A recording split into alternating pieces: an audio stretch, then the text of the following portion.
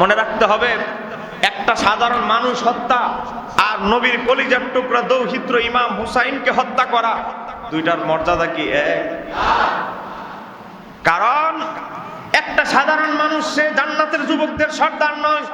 একটা সাধারণ মানুষ হোক ইয়াবাখোর, ফেনসিডিলখোর, সন্ত্রাস, তার মর্যাদা আর ইমাম হুসাইনের মর্যাদা কি এক? কারণ তারা জান্নাতের নেতৃত্ব দিবেন।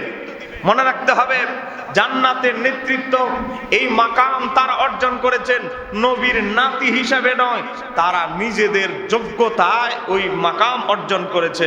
একটু জোরে বলেন না। হযরতে নবীর মেয়ে ফাতেমা, নবীর মেয়ে ফাতেমাকে আমার আপনার নবী বলেছে, ও ফাতেমা, তুমি কি এতে সন্তুষ্ট নও? মারিয়ম ব্যতীত, বিবি মারিয়ম ছাড়া আমার আল্লাহ যত নারী জগৎ নারী সৃষ্টি করেছে, না মহিলা সৃষ্টি করেছে, শুধু বিবি মারিয়ম ছাড়া সমস্ত নারী জগতের তুমি সর্দারিনী। তাহলে নবীর মেয়ে হিসেবে নয়, মা ফাতেমা রাদিয়াল্লাহু তাআলা আনহা নিজেকে এমন যোগ্যতা সম্পন্ন করেছেন। নবীর মেয়ে তো রোকায়া আছে, উম্মে কুলসুম আছে, কিন্তু ইমা হযরতে ফাতেমার মর্যাদা এত উচ্চ পর্যায়ে কেন? কারণ দিনদারিতা, তাকওয়ায় তিনি এমন মাকাম অর্জন করেছে, বিবি মারিয়ম ছাড়া সব মহিলাদের তিনি সর্বশ্রেষ্ঠ।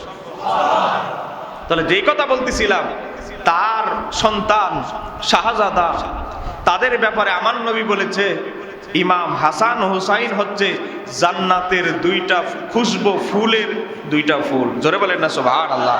আল্লাহর হাবিব সাল্লাল্লাহু আলাইহি সাল্লাম, আল্লাহর হাবিবের চাইতে সর্বশ্রেষ্ঠ আর কেউ আছে? একটু জোরে বলেন, আছে? আল্লাহর হাবিবের উপরে সর্বশ্রেষ্ঠ পৃথিবীতে আমার আল্লাহ কুল মাখলুকাতে কাউকে বানায় নাই। যে আল্লাহর হাবিবের উপরে যিনি ঘোড়া সাওয়ারি হিসেবে দুই নাতি উঠতেন, ইমাম হাসান আমার নবীর কাঁধ মোবারকে উঠতেন, ইমাম হুসাইন আমার নবীর কাঁধ মোবারকে উঠতেন। মাঝে মাঝে আবু বকর সিদ্দিক বলতো, কতই না উত্তম বাহন। আমার নবী মুসকে হাসি দিয়ে বলে, তুমি আমাকে উত্তম বলতেছো? আমার নাতি কি কম উত্তম? যিনি আমার উপরে চড়তেছে সেও উত্তম। মনে রাখবেন, আল্লাহর হাবিব তার দুই কলিজার টুকরা নাতি ইমাম হাসান এবং হুসাইনকে কতটুকু ভালোবাসতে দেখেন। সূরা জুমার ব্যাখ্যা ইমাম জালালউদ্দিন সুয়ুতী উল্লেখ করেছে তাফসীরে দুররে মানসুরে। একবার আল্লাহর হাবিব খুতবা দিচ্ছেন মিম্বারে। বলেন, খতিবরা মিম্বারে খুতবা দেয় কি দেয় না? খুতবা দিচ্ছে, দাঁড়িয়ে খুতবা দিচ্ছে। তো ইমাম হুসাইন রাদিয়াল্লাহু তাআলা আনহু, অন্য রাওয়ায়াতে এসেছে ইমাম হাসান রাদিয়াল্লাহু তাআলা আনহু লম্বা জুব্বা পরেছে।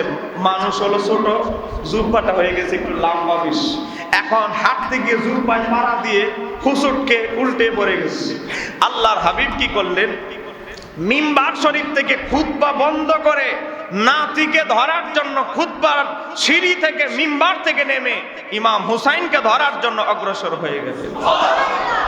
অথচ আল্লাহর হাবিবের গোটা জীবনে মসজিদে নববীতে খুতবা দিয়েছেন, কার কি সমস্যা হয়েছে, কে কি সমস্যা কথা বলেছে, কোনো সহজে কোনো প্রয়োজনে খুতবা তিনি বন্ধ করতেন না।